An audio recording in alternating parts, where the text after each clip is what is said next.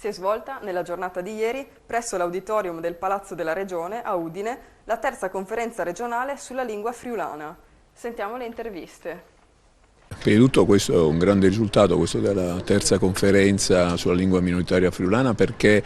forse è una delle prime volte nel quale tutti i soggetti stanno remando dalla stessa parte, giunta regionale, consiglio, operatori, mondo della formazione, mondo dell'informazione, cultori della materia, associazionismo. Cioè, credo che questa sinergia tra tutti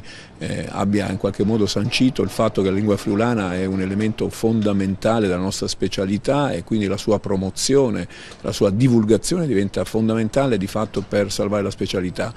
Chi parla in friulano salva l'autonomia di questa regione. C'è molto da fare, una grande battaglia la stiamo conducendo, anch'io personalmente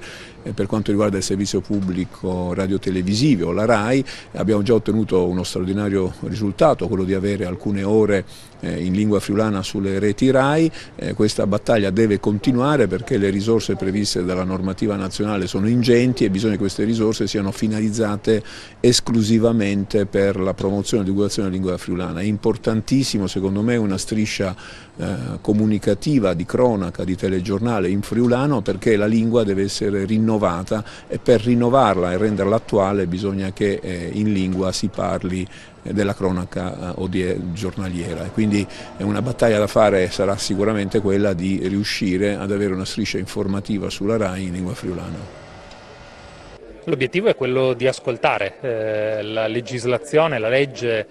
di tutela del friulano impone che ci sia una conferenza regionale organizzata dal Consiglio regionale, quindi non dalle direzioni delle autonomie locali, dalla direzione competente, ma questo ha una motivazione molto semplice: si vuole che un altro soggetto, e quindi non l'esecutivo, organizzino una conferenza di verifica. Proprio così la voglio prendere, come una verifica su quanto abbiamo fatto in questo primo scorcio di mandato e quanto dovremmo fare per il futuro, quindi un'analisi di tutte le attività che sono messe in campo, con in più sul piatto un documento importante appena approvato che è il Piano Generale di Politica Linguistica, per ascoltare dalle varie relazioni e dai vari interventi che si succederanno nel corso della giornata cosa è stato fatto di buono e invece anche cosa è stato fatto di non buono e che è migliorabile magari per il prossimo futuro. Questo per darci una prospettiva all'orizzonte, per poter mirare a un traguardo che è quello della valorizzazione di tutte le lingue minoritarie e in particolar modo oggi qui a Udine, parlando di friulano, del friulano, che è una delle specificità del nostro territorio regionale, è una regione plurilingue dove 4 lingue ufficiali riconosciute vengono parlate e che è un elemento di valore che va preservato, anche perché è quell'elemento che ci contraddistingue dalle altre regioni e ci permette di garantire la nostra specialità. Assessore, sul nuovo piano regionale di politica linguistica 2021-2025 ci può fare delle anticipazioni?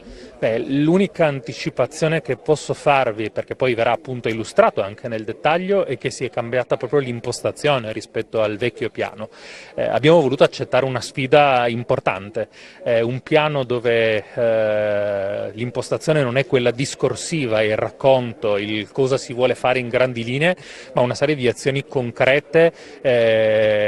dichiarate punto per punto, con anche le relative risorse da spendere nel corso di questi 5 anni. Questa dico che è una sfida importante, perché è chiaro che nel momento in cui tu metti i numeri e metti azioni ben precise, dai la possibilità a chiunque di poter controllare se effettivamente quelle cifre sono state spese e quelle azioni sono state compiute. Quindi ci siamo voluti mettere in questa situazione proprio perché ci crediamo sia una sfida importante e vogliamo metterci alla prova da questo punto di vista. Sì, una delle tematiche che sono emerse oggi nel dibattito, nell'esposizione delle varie questioni, è quello della denatalità e della trasmissione della lingua minoritaria alle nuove generazioni. È un tema fondamentale che parte dalla scuola primaria, quella anche materna, e quindi non solo la trasmissione all'interno delle famiglie, ma anche nell'ambito scolastico. È una grande sfida, ma dovremo impegnarci fortemente tutti assieme per cercare di superarla. Quindi il piano di politica linguistica è, quell'ambiente con quelle direttive che danno la possibilità di muoversi organicamente all'interno delle politiche linguistiche fatte da tutti gli enti regionali. quindi anche le associazioni a capitolo, anche le associazioni magari di volontariato e tutte quelle strutture pubbliche o private che si impegnano sul friulano, e quindi è uno strumento altamente importante proprio per la politica non solo del comparto linguistico ma anche di tutto il comparto culturale della regione.